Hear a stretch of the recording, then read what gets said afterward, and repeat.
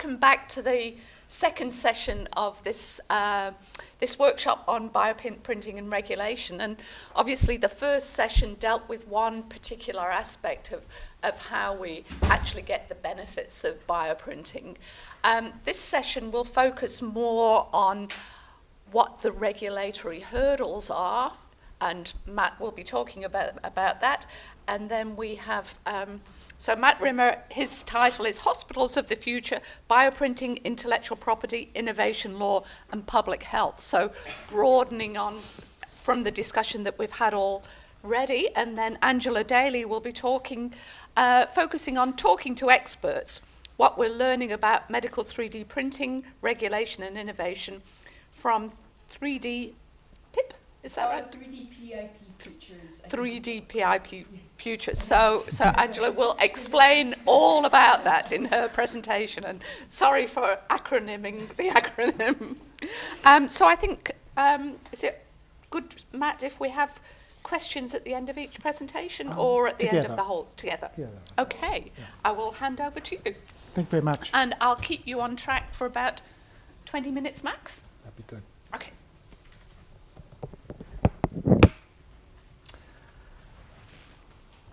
So my presentation is really about bioprinting regulation and really looking at the Westworld that currently exists in terms of dealing with the law and ethics of bioprinting.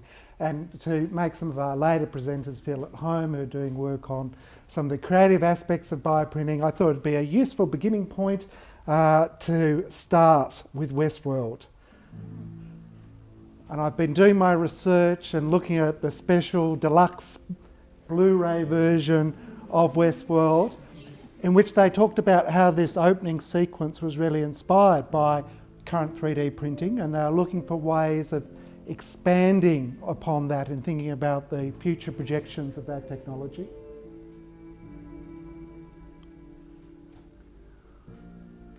Something old and something new, so kind of a mechanical piano in the background. But very kind of interested in the convergence of different technologies. 3D printing, AI, robotics, IT, big data.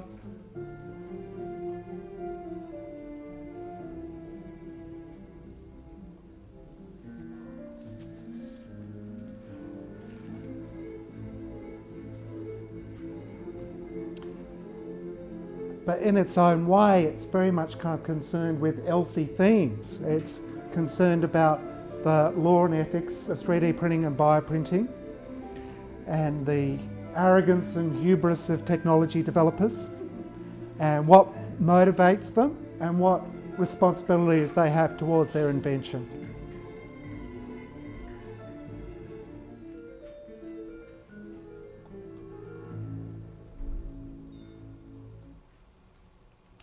So when I was first a student of technology law, a couple of decades ago, there was a very famous Declaration of Independence of Cyberspace by Barlow, and he kind of talked a lot about the difficulties of regulating the new field of cyberspace, and kind of compared it to the Wild West and suggested that it wasn't going to be the case in which law and justice ruled. Often disputes would be worked out in terms of social norms and the operation of the marketplace, but also in terms of some dust-ups and conflicts between the different stakeholders. So, starting with Westworld, I'm also echoing back that kind of moment in technology law, but also I really wanted to kind of amplify what Nicol and Nelson said in terms of we understand the current debate over bioprinting regulation in light of this strata of previous discussions in relation to the regulation of life sciences. So much like Nicol and Nelson, I've kind of gone back to the 1970s. I visited the Bancroft Library and looked at all the oral histories of the inventors of the biotechnology industry in the 1970s. They initially thought that biotechnology was quite a pure science, and you have these amazing insights in terms of first contact between biotechnology and the law, working through some of the legal and ethical issues like intellectual property, but also in terms of regulatory regimes. So my kind of suggestion is that with bioprinting, we have kind of echoes of some of those first contact moments that we had in relation to some of the other fields of technology that we've explored in the past. Just a kind of a quick little introduction about myself. I'm a professor of IP and innovation law.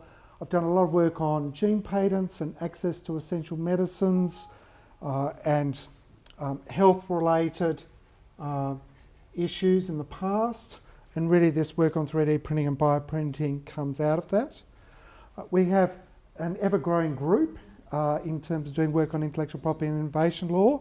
We've kind of grown to 13 just recently, and we have an array of different researchers doing work across a variety of different fields, including international trade and sustainable development, intellectual property, privacy, free speech and human rights, innovation law, open access and the Creative Commons.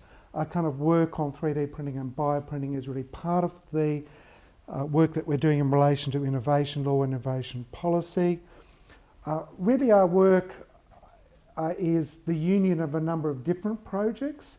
So I'm a chief investigator in relation to intellectual property and 3D printing, and a couple of my colleagues, Dr. Hope Johnson and Dr. Kylie Pappalardo, are ARC postdoctoral fellows working on that project.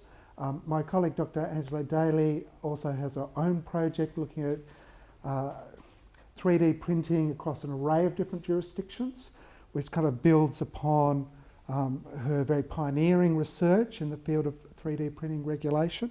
And Dr. Angela Day and I have done a lot of events together on 3D printing and bioprinting, but I should duly acknowledge that a lot of my own work has been influenced by her very kind of path-breaking work in the field, and I would highly recommend her book on the topic, which is a great account of some of the first contact conflicts over intellectual property and 3D printing regulation.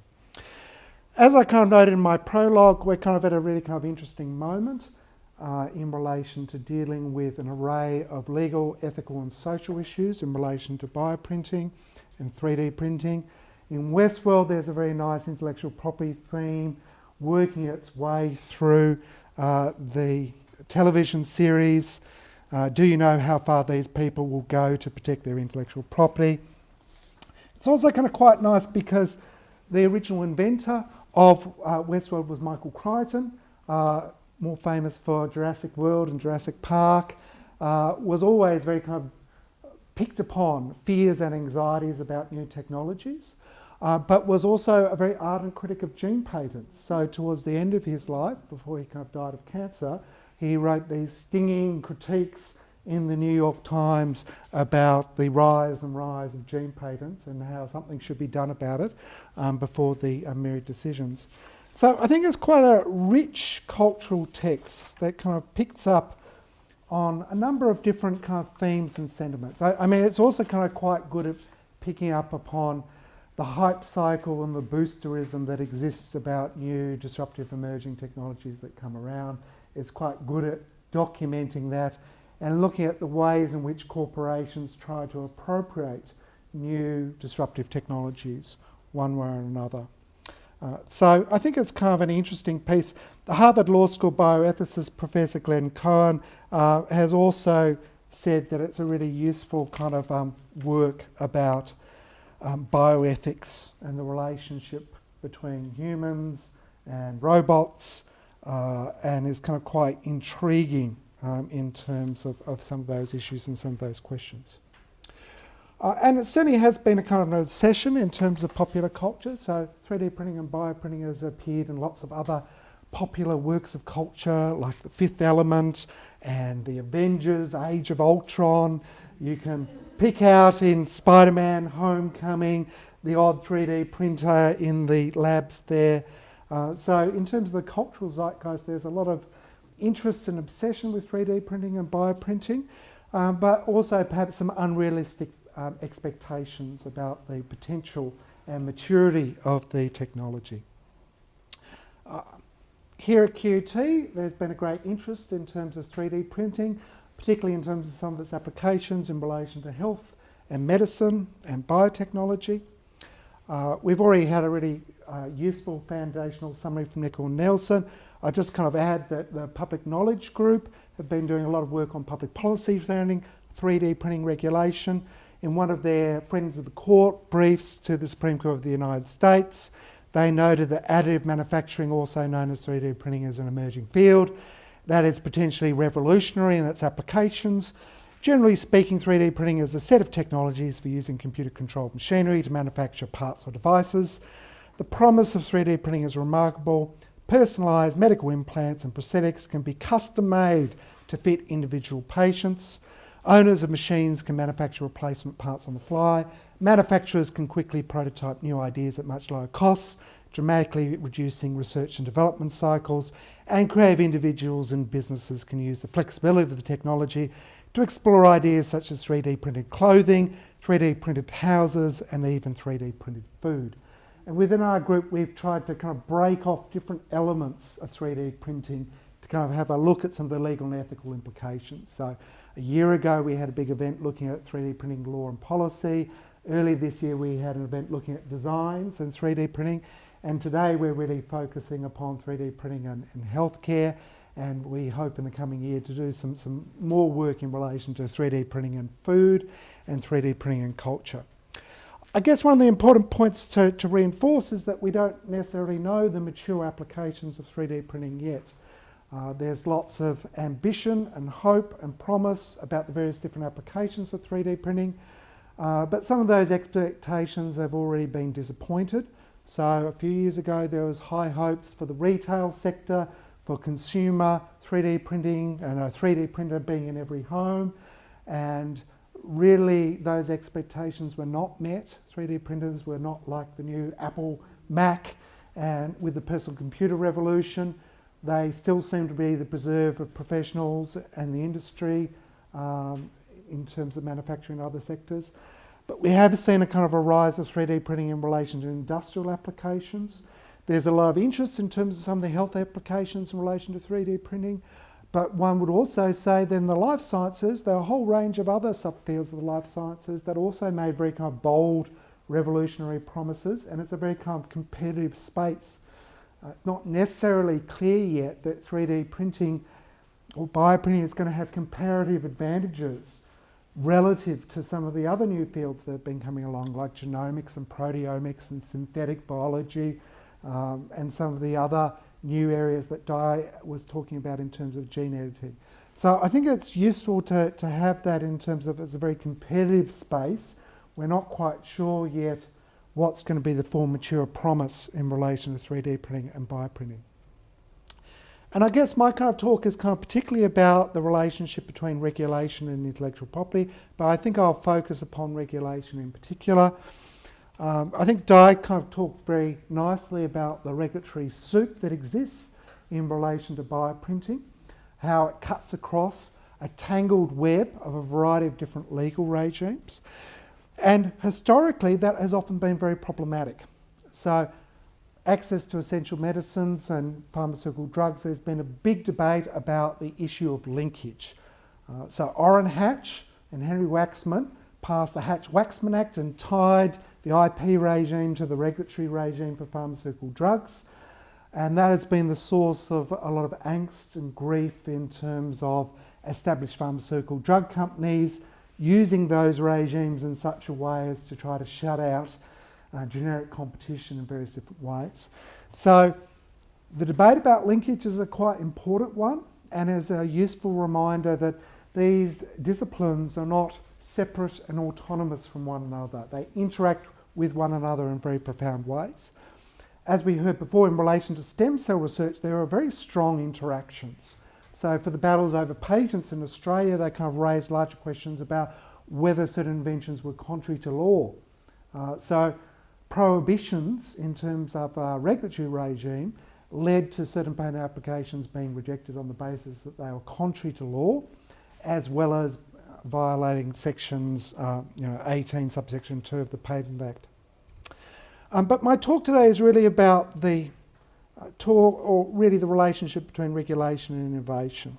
And I'd just like to kind of begin with a little example of a pioneering instance of the use of 3D printing and bioprinting in Queensland in particular.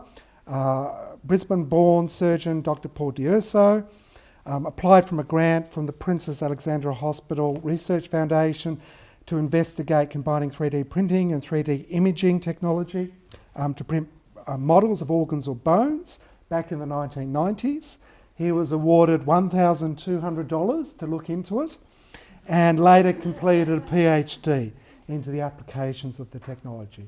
So, although there's a long prehistory in relation to 3D printing and bioprinting, he noted, after my PhD, I worked with other surgeons to develop a 3D printed cranial reconstructive implant in 1993 for someone's head. It was the first 3D printed implant in the world. I worked at the Mater Children's Hospital at the Craniofacial Clinic. We had kids from all over the South Pacific with terrible facial deformities, and we started making custom models to reconstruct their skulls. The Mater Children's was the first hospital in the world to start doing this. Brisbane is a world leader in all of this, and Australia is still leading the world in the field. He set up his own company in 1996 and exports 3D printed implants to 30 countries. He's done things like included a titanium printed heel implant to save the leg of a cancer patient, and a sternum and partial rib cage for a cancer patient in Spain. Paul is very frustrated about the regulatory system that exists in relation to 3D printing and bioprinting. I don't necessarily entirely agree with his position, but I think it's kind of worthwhile taking you through his position because I think it's quite representative, particularly amongst technology developers. He says, we have a regulatory system that was invented last century to deal with mass manufactured products where you needed foundries and factories, but the whole world has changed. 3D printing allows for distributed manufacturing. It brings the technology and manufacturing capability out of the factories and into the communities. This is technology that was invented in Australia. We can do this ourselves. We don't need to import these products, but most of the implants we use are imported. Every time I make an implant for a patient, I've got to write to the Health Fund and ask for permission to be paid and explain why a patient-specific 3D printed implant is better than an off-the-shelf factory-produced one from America.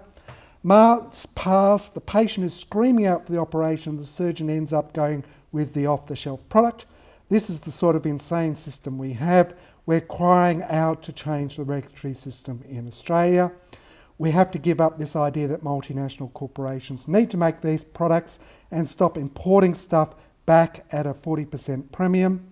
And he essentially would like changes to the regulatory regime, but also for Australia to be a kind of a centre of work in relation to 3D printing and bioprinting. And other surgeons and researchers have expressed some similar views while kind of highlighting the possible benefits of the technology. So Kevin Tetsworth, an orthopaedic surgeon at the Royal Brisbane Hospital, essentially helped Callum Harwood, a car crash victim on the Sunshine Coast, and he received custom designed 3D printed implants at the hospital in 2016. And Callum, he said, had a terrible injury, and essentially as a result of various collaborations, they designed a special implant which replaced some of the missing cartilage and supported a bone graft. And he noted without a custom-made implant, it would have been impossible. Nothing off the shelf would have worked, and he would have had a mid-femur amputation. And he noted, I've been a surgeon for 30 years, and this is a very exciting time to be in medicine. So there's been a lot of interest in changing and shifting some of the rules in relation to the regulation of 3D printing and bioprinting. And we see kind of cross currents in different jurisdictions. So in the United States, we have had researchers like Professor Mark Lemley from Stanford University who have been arguing that we're really shifting from an age of artificial scarcity to one of great abundance, and we need to start rethinking some of our regulatory models in relation to 3D printing. Jasper Tran kind of makes the very good point that we can't just treat bioprinting like other forms of 3D printing or other forms of manufacturing. There are some very special considerations that are apparent in relation to bioprinting. The United States government was very enthusiastic about supporting 3D printing and bioprinting, particularly to boost jobs, education and innovation. When I was in the United States in 2014, I saw members of the Maker Caucus who had been set up in the United States Congress to help support legislative and public policy initiatives in relation to 3D printing and bioprinting. I was at meetings where I saw a very kind of interesting interaction between members of the Food and Drug Administration and technology developers as they tried to informally discuss with one another what needed to be done in terms of navigating current pathways in relation to regulatory rules, in relation to 3D printing and bioprinting.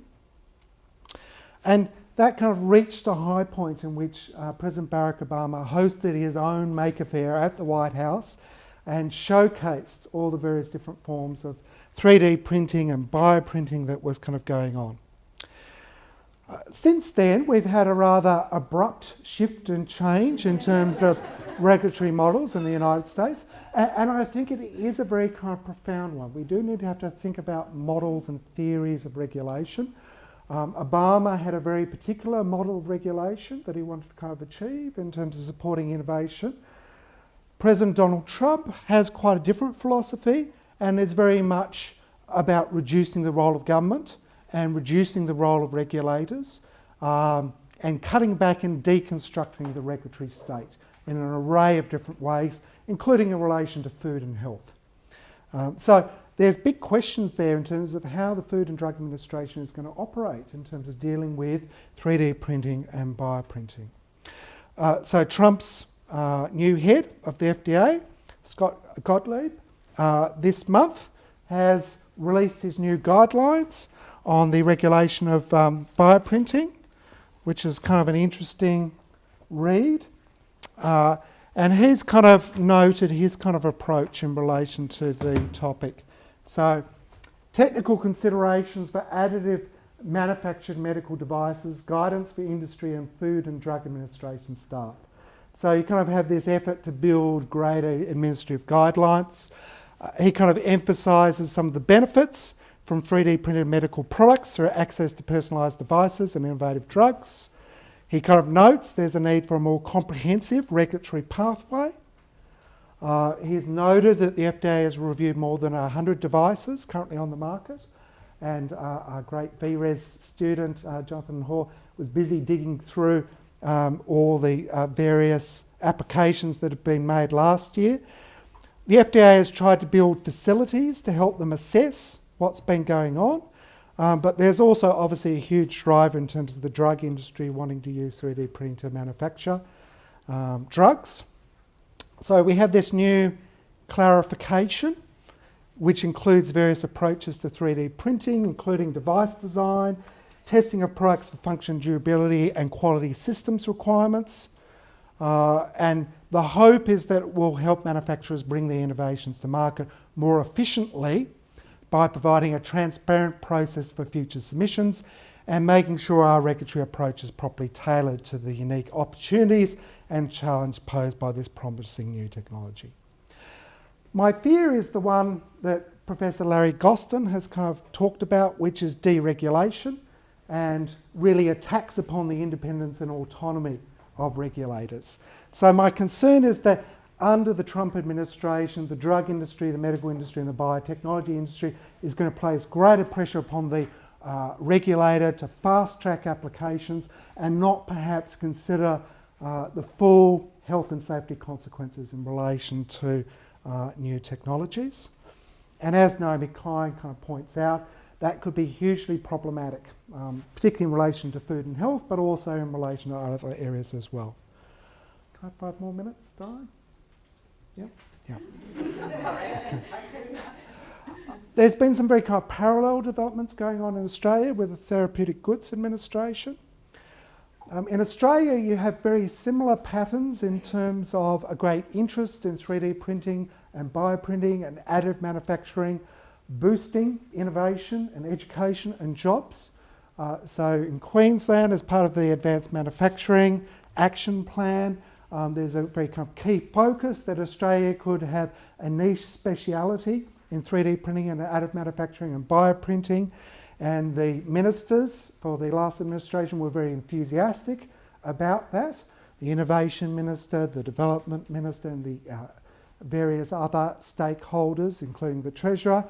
The Queensland Government is being reconstituted at the moment and some of the portfolios are being shifted around, but they seem to be very committed to supporting advanced manufacturing in Queensland, as well as some other states as well. So Victoria and South Australia are very kind of concerned about the depressed manufacturing sectors with the departure of some of the old car industries. There's a great interest in trying to transition to different forms of economic arrangements, and there's certainly a kind of interest in relation to healthcare, and the University of Tasmania obviously has a deep interest in relation to bioprinting and 3D printing as well for very similar reasons and considerations.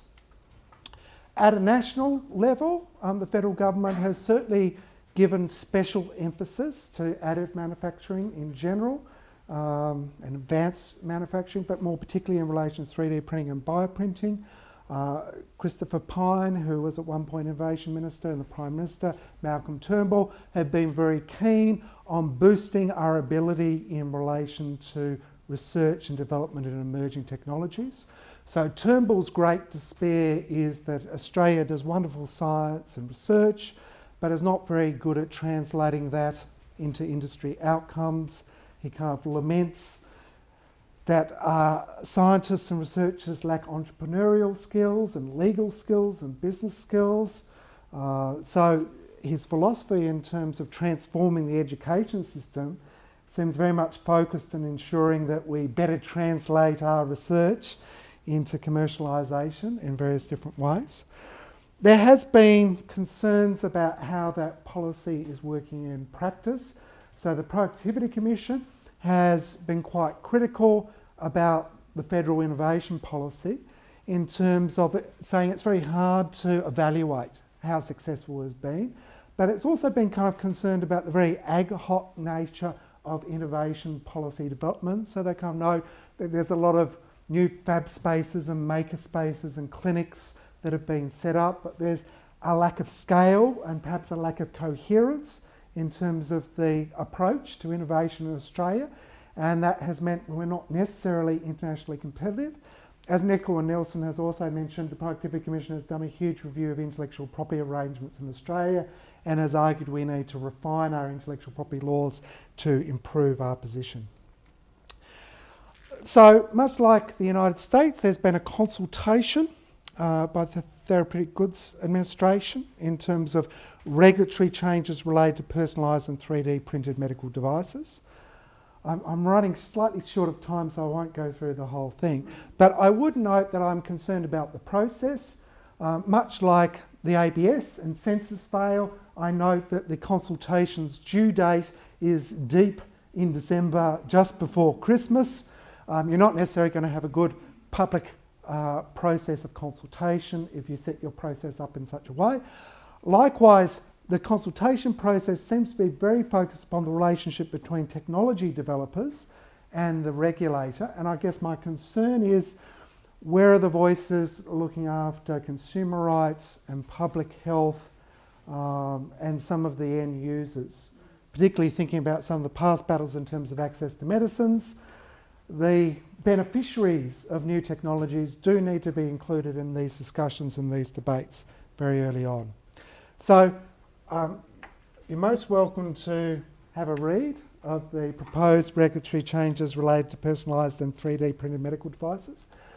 I'm optimistic about the process in the sense of it's good that there is a discussion taking place, because often in the past, particularly in some of the genetic fields, we've had discussions and nothing happens. So Di and others were doing work on genetic discrimination, genetic privacy with Natasha Stott-Spoy and others 20 years ago, and those issues were not properly dealt with, and now we're facing the consequences of that. But as I kind of mentioned, I mean, it's a very technocratic effort to rework the regulations that exist. So there's new definitions for personalised devices, proposals for changes to the custom-made conformity assessment procedure changes to the definition of manufacturer, new classifications for anatomical models, new arrangements for devices with human material. I guess the other point to make is that it happens at the context in which the TGA is under huge public pressure in terms of its legitimacy. So there's this massive litigation going on at the moment over pelvic mesh run by Shine lawyers. Huge questions about public confidence and trust and the legitimacy of the TGA as a result of this litigation. But really complex and difficult questions about, is the regulator doing its job, or is it too quickly approving new technologies? And what happens when that takes place? So my colleague Dr. Daly in her book kind of highlights how we have to focus upon product liability. I think one of the really strong themes coming out of her book is that there's been a lot of attention about battles over 3D printed guns, but maybe we should be much more concerned about quality issues in relation to the products that are developed. And I think there are a lot of lessons that can be learned from the pelvic mesh litigation in terms of some of the issues we need to think about in terms of 3D printing and bioprinting. Similar issues in the European Union, and maybe Angela will talk about those. I think it's important to raise larger questions in terms of human rights and health and integrity and dignity. So Temma Minson and Mark Mimia kind of note it's not enough just to think about the question about technological change, you have to think about the human impact of these changes. And they kind of note 3D printing and bioprinting as an enormous game changer that needs to be monitored very carefully and might require forceful and concerted interventions. Only then will it be possible to meet public policy objectives and find a reasonable balance between the prevention of misuses and the realisation of enormous benefits that will certainly result from the fascinating technology.